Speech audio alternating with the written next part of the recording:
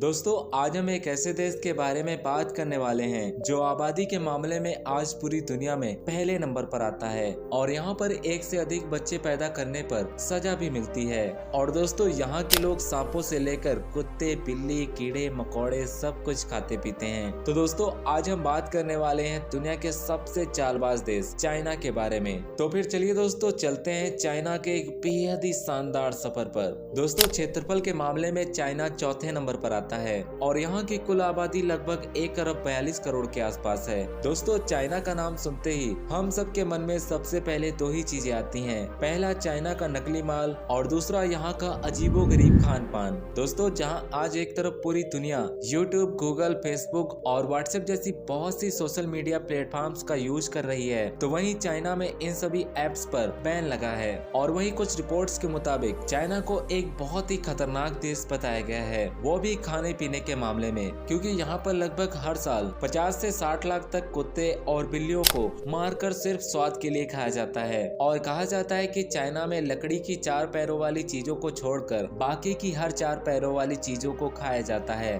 और यही कारण है कि आज तक दुनिया में जितनी भी महामारी फैली है उनमें से ज्यादातर महामारी चाइना से ही फैली है। दोस्तों चीन की दीवार को 7 अजूबों में गिना जाता है, क्योंकि ये दीवार दुनिया में बनाई हुई इंसानों की सबसे बड़ी संरचना है। और इटली के बाद सबसे अधिक यूनेस्को साइट में चाइना दूसरे नंबर पर आता है। दोस्तों चाइना का विकास पिछले एक दशक में अमेरिका से 10 गुना ज्यादा हुआ है और आज चाइना दुनिया की सबसे बड़ी अर्थव्यवस्था है। दुनिया भर में आज जो भी रेशम का कपड़ा यूज किया जाता है वो चाइना की ही देन है और रेशम के कपड़े चाइना में लगभग 3000 सालों से बनाए जाते हैं। दोस्तों चीन के अंदर जेल से जुड़ा हुआ एक अनोखा कानून है और इस कानून के चलते अगर किसी अमीर व्यक्ति को जेल की सजा हुई तो वह पैसे देकर किसी भी दूसरे व्यक्ति को अपनी जगह जेल भेज सकता है। और सिर्फ इतना ही नहीं, जेल जाने वाला इंसान अगर टेक्नोलॉजी की जानकारी रखता है और कोई भी उपकरण बनाकर तैयार करता है तो उसकी सजा भी कम हो सकती है। आपको जानकर आश्चर्य होगा कि ईसाई धर्म का जन्म इटली में हुआ था, लेकिन अजीब बात यह है कि दुनिया में सबसे ज्यादा ईसाई धर्म के लोग चाइना में रहते हैं और चाइना के लोगों की औसतन आयु लगभग 40 साल के आसपास होती है। दोस्तों पूरी दुनिया में नूडल्स और आइसक्रीम की खोज भी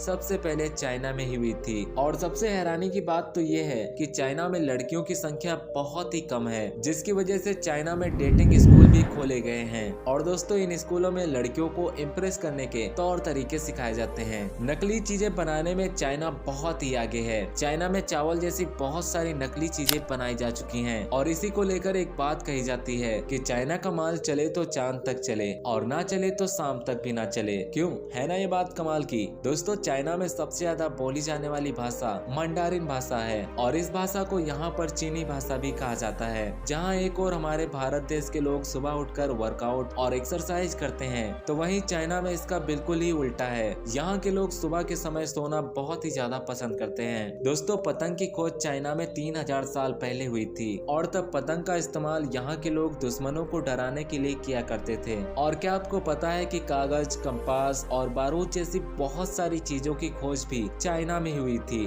दुनिया में सबसे पहले पेपर करेंसी भी चाइना में 1400 साल पहले चलाई गई थी। और इतना ही नहीं, कहा जाता है कि तीर कमान का उपयोग भी सबसे पहले चाइना में ही किया गया था। दोस्तों चाइना देश पूरी दुनिया को जितना ज्यादा अपनी साफ सुथरी छवि पेश करने की कोशिश करता है, वह उतना ही दुनिया का सबसे प्रदूषित देश है। चीन की हवा इतनी ज्यादा खराब है कि यहाँ पर लगभग रोजाना 4000 लोगों की मौत होती है। यही कारण है कि आपने चीन के लोगों को ज्यादातर मास्क लगाए हुए देखा होगा। दोस्तों चीन में खुदकुशी करने की इतनी ज्यादा घटनाएं होती हैं कि वहाँ पर बॉडी फिशर की नौकरी भी आसानी से मिल जाती है। इन लोगों का काम नदी से बॉडी को बाहर निकालना होता है। दोस्तों पूरी दुनिया में सबसे ज्यादा जुड़वा बच्चे भी चाइना में ही होते हैं। दोस्तों जब चीन में सैनिकों को ट्रेनिंग दी जाती है तो उनकी यूनिफॉर्म की कॉलर पर एक पिन लगाई जाती है ताकि वह अपनी गर्दन को हमेशा सीधी रखें, और अगर गलती से भी अपनी गर्दन को टेढ़ी की तो उनकी गर्दन में वो सुई चुभने लगती है। तो दोस्तों आपकी चीन के बारे में क्या राय है, कमेंट करके जरूर बताएं। और आने वाली ऐसी बहुत सी वीडियोस को देखने के लिए हमारे चैनल को जरूर सब्सक्राइब करें। तो मिलते हैं एक नई वीडियो में एक नई जगह के साथ।